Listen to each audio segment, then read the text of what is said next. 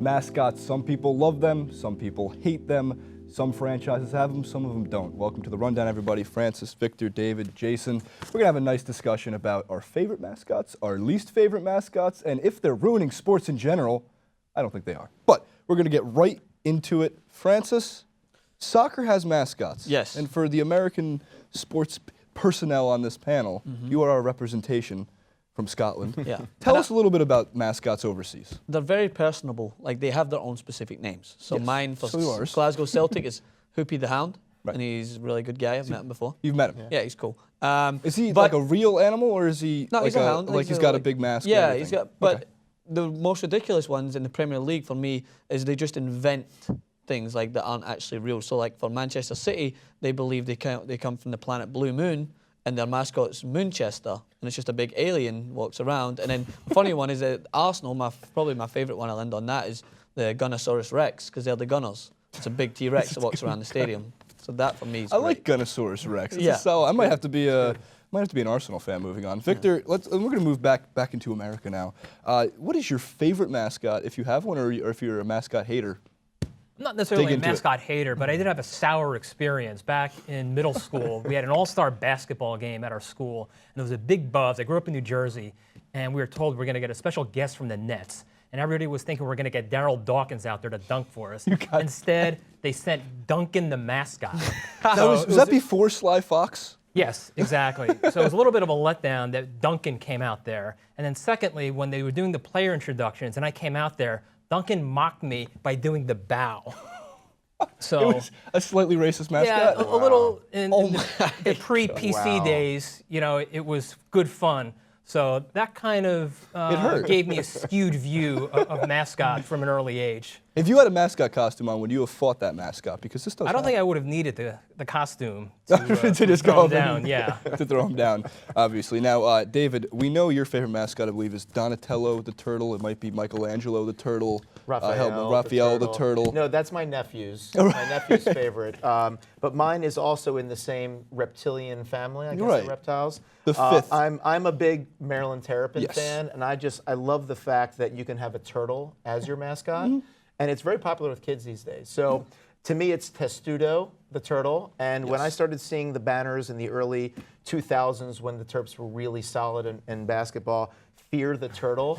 I mean, there's nothing that quite strikes fear in the heart of a Blue Devil or a Tar Heel than A turtle. Fear the turtle. Yes. we Well, love that. there's some ridiculous mascots in general out there. I know, for example, a good friend of mine went to UC Santa Cruz, and they are the banana slugs, which is an awesome one, I think. I mean, it's a. Yeah. If you're And going to do it, you got to be immortalized in unique. Pulp Fiction because John Travolta wore the banana slugs Right. here. Yes. They, for a fun fact. That's right. Fun Great fact, point. they were the only college that actually beat out my college, Whittier College, for the worst mascot in California because we had the Poets. And you guys had a guy running around with a run giant. around with a giant pen. Yes, and he which would was- beat people Yeah, with a beat pen. people with the pen. But when we had the banana slugs beat us, we all celebrated. Right. Thank you, banana slugs. Well, in terms of teams that don't have mascots, do you think that I look at the New York Yankees, I know that the Los Angeles Dodgers, and you have an interesting story regarding that. In general, it seems like winning franchises don't have mascots, and some do. Some the Chicago Bulls have Benny the Bull, but in general, do you think teams need mascots to bring in fans? Do you think it really does bring in a younger audience, or is it unnecessary and we should just get rid of mascots in its entirety? I think mascots are good if they're grounded in some historical relevance to the team or something related to the city and the state that they play in. You need to be able to tie it into something local and something that ties in with the team affinity. You know, when the Dodgers tried to do the koala thing in the early 1990s just to bring in kids, it feels a little manipulative to me. That said, there are a lot of schools and teams that have mascots that shouldn't.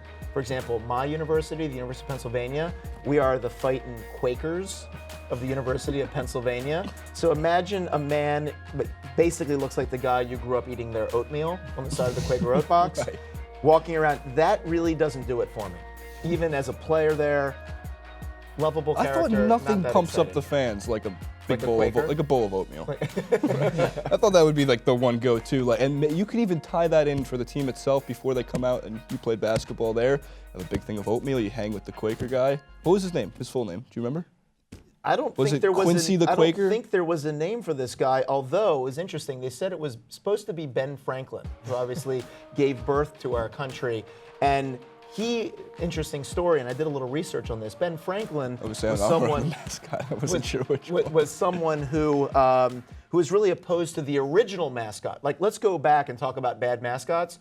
The United States of America in 1792 got the bald eagle. So when you have the bald eagle as your mascot, you think, oh, that's strong, it's a nice bird. Here's what Ben Franklin had to say about the bald eagle. He said, "For my own part, I wish the bald eagle had not been chosen the representative of our country. He is a bird of bad moral character. He does not get his living honestly. Besides, he is a rank coward."